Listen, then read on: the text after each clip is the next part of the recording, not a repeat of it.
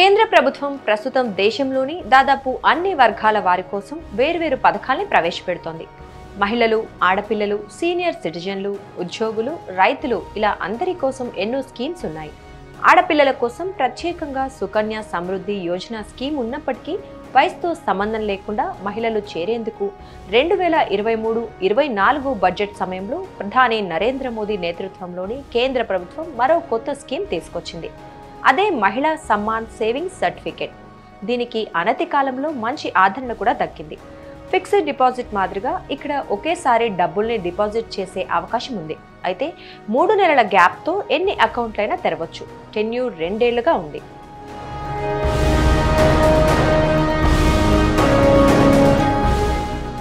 మహిళా సమ్మాన్ పథకాన్ని 2023లో లాంచ్ చేసినప్పుడు దీనికి ఆఖరు తేదీ 2025 మార్చి 31 అని స్పష్టం చేసింది కేంద్ర ప్రభుత్వం.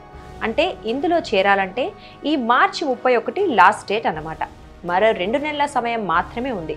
ఇక ఈ పథకం విషయానికి వస్తే ఎప్పుడు చేరినా 2 ఏళ్ల కాల పరిమితితో ఉంటుంది. అంటే 2025 జనవరి 30న చేరితే మళ్ళీ 2027 జనవరి 30న మెచ్యూరిటీ వస్తుందన్నమాట.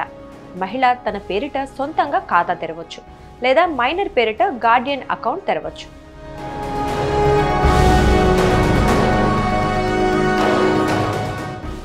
మహిళలకు ఆర్థిక సాధికారత కోసం పొదుపును ప్రోత్సహించడం కోసం కేంద్ర ప్రభుత్వం ఈ పథకం తీసుకొచ్చింది. ఆజాదీ కా అమృత్ మహోత్సవ్ ఇనిషియేటివ్లో భాగంగానే స్కీమ్ వచ్చింది. ఇందులో వార్షిక ప్రాతిపదికన 7.50% వడ్డీ రేటు ఉంది. ఏడాది తర్వాత 40% వరకు డబ్బుల్ని ఉపసంహరించుకోవచ్చు. కనీసం 1000 రూపాయల నుంచి గరిష్టంగా 2 లక్షల వరకు మహిళా సమ్మాన్ పథకంలో డిపాజిట్ చేయొచ్చు. వడ్డీ రేటు ప్రకారం మెచ్యూరిటీకి డబ్బులు అందుతాయి. 2 లక్షల రూపాయలు జమ చేస్తే మెచ్యూరిటీకి 32,044 రూపాయల వడ్డీ వస్తుంది.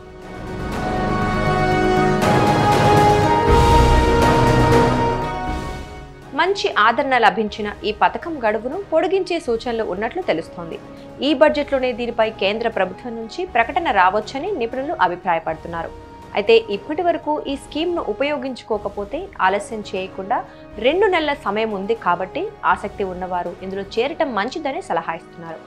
కేంద్రం ప్రకటన ఇచ్చేంత వరకు వెయిట్ చేయడం కంటే చేరడమే మంచిదని సూచిస్తున్నారు.